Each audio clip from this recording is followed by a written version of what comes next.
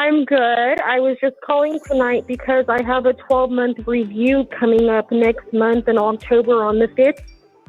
And I'm really worried. Is it safe, though, you guys, to talk about my case while it's still open?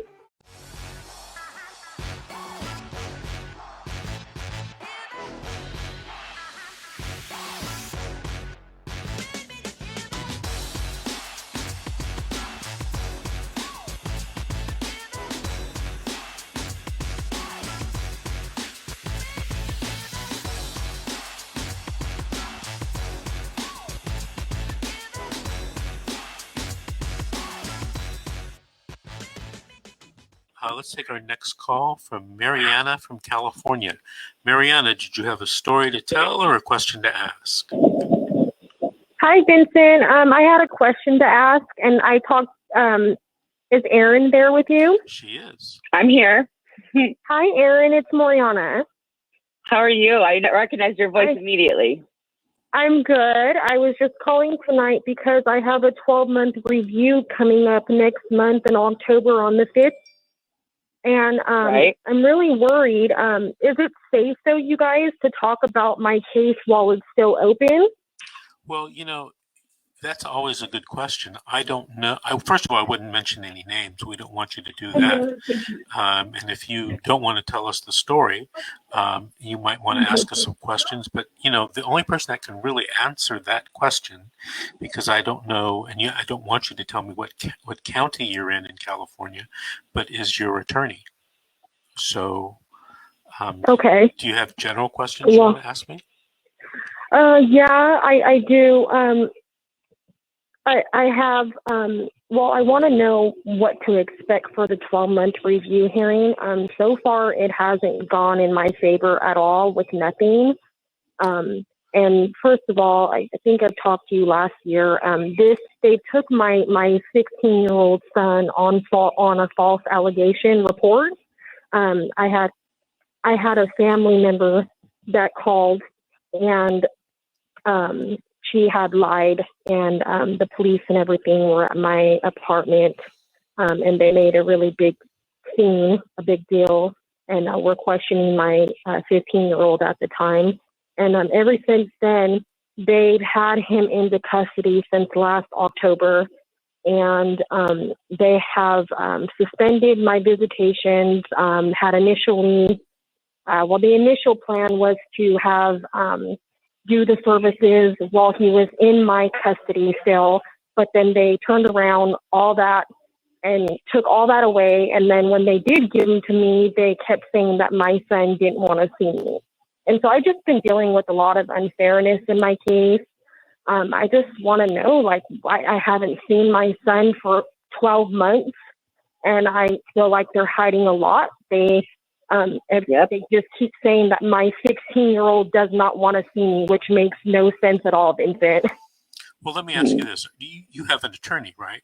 Private or court appointed? I have an appointed attorney. Okay. So if your hearing is on October the 5th, you should have a copy of the 12-month review hearing report from the social worker. Mm-hmm. Do you have it? I told her to request a disfavored log. They have not sent it to me yet. Okay, because they're supposed to send it to you 10 days before the court hearing. I don't have that. I don't have that copy. The only thing I know is that they're trying to suspend my services. They're actually, the next court hearing on October the 5th, they're trying to suspend my services now because they're saying that I'm not engaging in those, which is a lie. Every time I've tried to engage, Vincent, they have dropped me from the parenting class. So far I've enrolled twice, and they dropped me twice so far. Well, what I would do is I would get a copy of the report and talk to my attorney and find out what he or she is recommending to doing. Because one of the things you can do if they're recommending, it's not suspending, it's terminating your family reunification services. One of the things that you can do is you can challenge that by having a trial. And I don't know if your courthouse or your judge has the trial right on the 5th, or they pick another trial date after that. So you might have to be prepared to go on the 5th. But where's your 15 or 16-year-old living? My 16-year-old is in foster care, and he's been there for 12 months now. And they won't. Ever since they've taken him into custody, all on false reports. They have not. They had initially signed up the services for him to stay home with me in my custody, and then when they removed him from my care on the false report, they have lied about all kinds of things, saying that my child doesn't want to see me.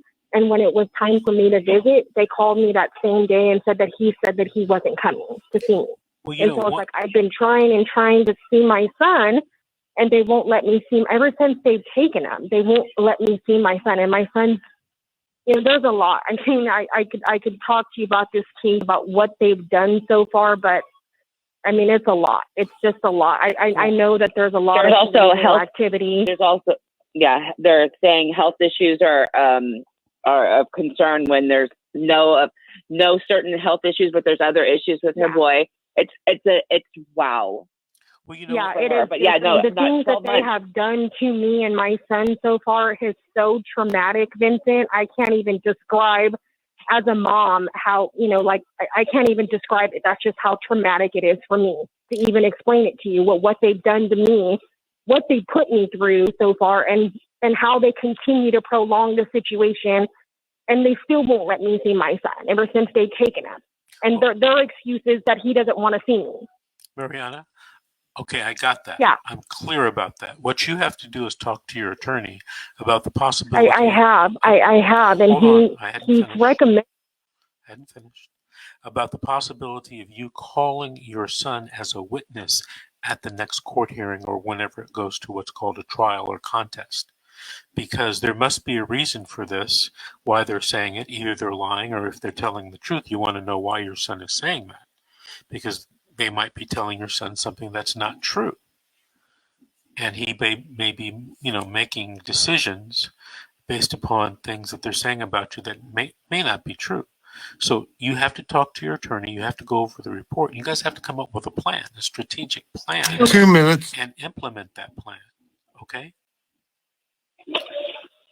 I will do that, but I'm just worried, Vincent, because I want to know that he's 16. He just turned 16, and I'm worried about them trying to adopt him out, and I just want to know what to expect. I mean, if they're trying to suspend the reunification services, what could I do? I mean, I've obviously been trying to engage in what they're asking me to do, but they now they want to take those away, and they haven't allowed me to see him.